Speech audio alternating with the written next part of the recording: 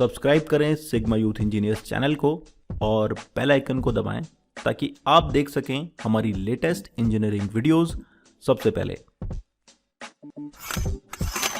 नमस्कार दोस्तों, स्वागत है आप सभी का आपके अपने चैनल सिग्मा यूथ इंजीनियर्स पे। मेरा नाम है विपिन यादव और आज का जो वीडियो है इसमें हम बात करने वाले हैं कौन सा लैपटॉप आपको लेना चाहिए डेल कैम सॉफ्टवेयर के लिए। डेल कैम सॉफ्टवेयर या पावर मिल आप अगर यूज़ करना चाहते हैं, इसकी प्रोग्रामिंग आप सीखना चाहते हैं और चाहते हैं कि इसके लिए आपको जो है एक नया लैपटॉप परचेज़ करना है, तो आप कौन सा लैपटॉप परचेज़ करें, इसके लिए मैं आपको पूरी डिटेल बता देता हूँ। यहाँ पर जो सॉफ्टवेयर हम यूज़ करते हैं उसके लिए सबसे ज़्यादा इंपॉर्टेंट चीज़ होती है वो होती है रैम। किसी भी कंप्यूटर की रैम जो होती है, रैंडम एक्सेस मेमोरी, ये वो मेमोरी है जो सॉफ्टवेयर को रन करने के लिए यूज़ होती है।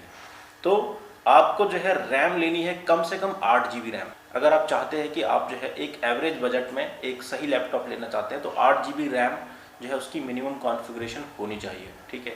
ग्राफिक कार्ड अगर आपके पास 4 GB का मिल जाता है तो बेटर है, अगर नहीं मिलता है तो आप 2 GB का ग्राफिक कार्ड भी इसमें अलाउ कर सकते हैं, ठीक है। तो लैपटॉप की कॉन्फ़िगरेशन में सबसे इंपॉर्टेंट चीज़ होगी रैम, फिर उसके बाद होता है ग्राफिक कार्ड, ठीक है। उसके बाद आता है आपका जनरेशन, कौन सी जनरेशन का आपका लैपटॉप है। देखिए, अगर आप 8th जनरेशन या इससे ऊपर का लेते हैं तो बहुत बढ़िया है।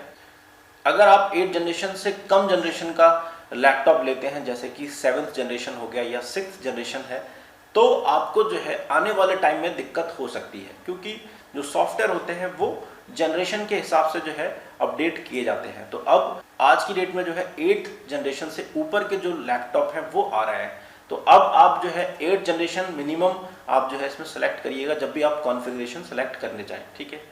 और अब बात करते हैं प्रोसेसर की। तो प्रोसेसर जो है आप देखिए i3, i5 और i7, ये 3 प्रोसेसर जो है बेसिकली सबसे ज़्यादा चल रहे हैं अभी, ठीक है। तो i3 मत लीजिएगा, i5 या i7 जो है प्रोसेसर आप यूज़ करेंगे तो आपको जो है डेल कैम पे आपको अच्छी प्रोसेसिंग स्पीड मिलेगी और आपको जो है सही स्पीड से आपका जो है सॉफ्टवेयर रन करेगा, उसमें कोई भी दिक्कत नहीं आएगी, ठीक है।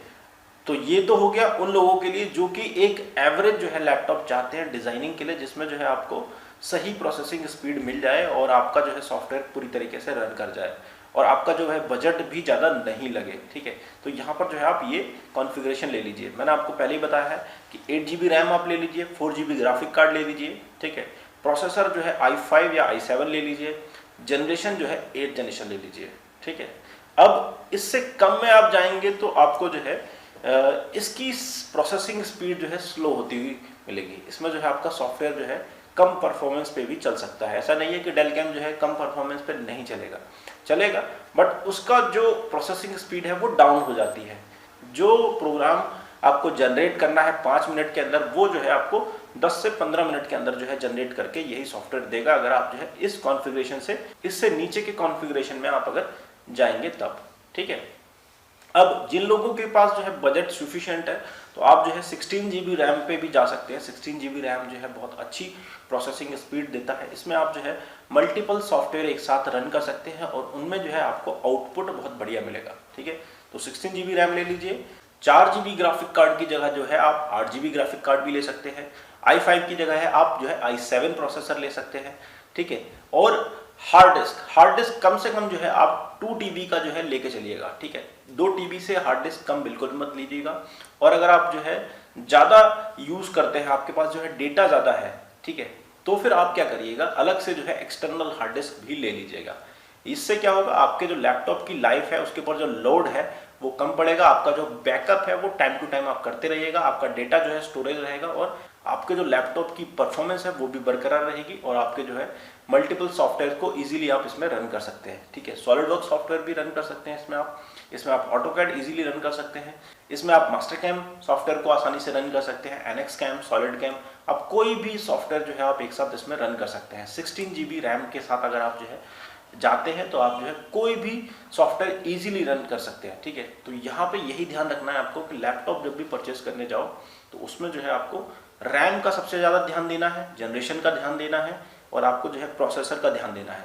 तो देखिए, ये तो हो गई कॉन्फ़िगरेशन की बात। अब हम बात करते हैं कि कौन सी कंपनी का लैपटॉप आपको लेना चाहिए।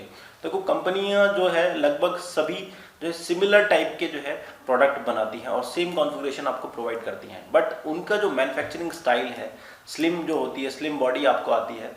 जो स्लिम बॉडी के लैपटॉप होते हैं जैसे कि लिनोवो के आते हैं, लिनोवो के लैपटॉप बहुत ही स्लिम मिलेंगे, स्लीक मिलेंगे। उनमें क्या है, हीट सिंक होता है, ठीक है। वहाँ पर जो है आपको एग्जॉस्ट फैन नहीं मिलता है। एग्जॉस्ट फैन ना होने की वजह से उसमें क्या होता है कि जो मेटल बॉडी होती है, मेटल बॉडी का जो है ट्रांसफर होता है सिंक के साथ, मतलब कि एटमॉस्फेयर पे जो है अपनी हीट जो है इजेक्ट कर देता है। अब एटमॉस्फेयर में हीट तभी इजेक्ट कर पाएगा जबकि बाहर का एनवायरनमेंट जो है कूल होगा। यानी कि अगर आप जो है एक एयर कंडीशन एनवायरनमेंट में लैपटॉप को यूज़ कर रहे हैं तो आपका जो लैपटॉप की परफॉर्मेंस है वो बहुत बढ़िया मिलेगी।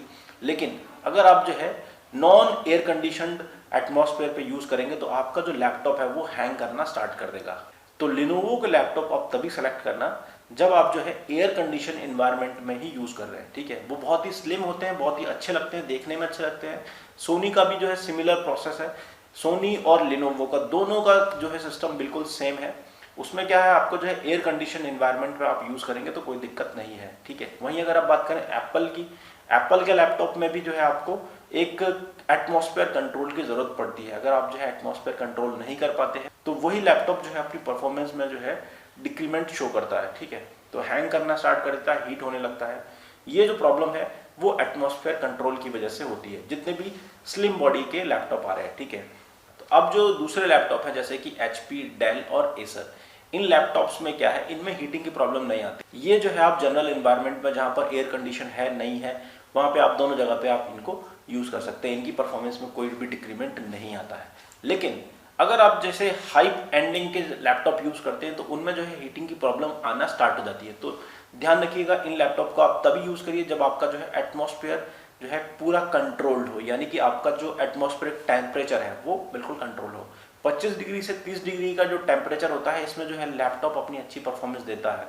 और जितने भी डिज़ाइनर लैपटॉप्स होते हैं या फिर डेस्कटॉप होते हैं, इनका जो है टेम्परेचर आपको कंट्रोल करना ही पड़ेगा। अगर आप जो है अगर हाई एंडिंग की डिज़ाइन आप बना रहे हैं, आप मशीनिंग कर रहे हैं तो आपको जो है हीटिंग की प्रॉब्लम हो सकती है। इसलिए जो है आपके लैपटॉप में परफॉर्मेंस एरर होता है, ठीक है। तो आप जो है एक ऐसे इन्वायरमेंट में काम करिए डिज़ाइनिंग का जहाँ पर जो है आपका टेम्परेचर कंट्रोल हो, ठीक है। तो ये जो मैंने आपको बताया इसलिए कि आप जो है लैपटॉप सेलेक्ट करते हैं, जैसे स्लिम बॉडी के ले लेते हैं, स्लिम बॉडी में जो है आपको हीटिंग की प्रॉब्लम आती है। या तो आप जो है एटमॉस्फेयर कंट्रोल एरिया में बैठिए जहाँ पे 25 से 30 डिग्री का टेम्परेचर जो है आपका मेंटेन हो, जहाँ पर जो है लैपटॉप की हीट जो है इजीली जो है एटमॉस्फेयर में डिसिपेट हो सके, ठीक है। तो आप जो है लैपटॉप लेने से पहले ये चीज़ ध्यान दीजिएगा, तभी आप जो है लैपटॉप को परचेज करिएगा। और कॉन्फ़िगरेशन जो है आपको यही रखना है। इस कॉन्फ़िगरेशन में अगर आप जाते हैं तो आपको कोई भी प्रॉब्लम नहीं आने वाली है।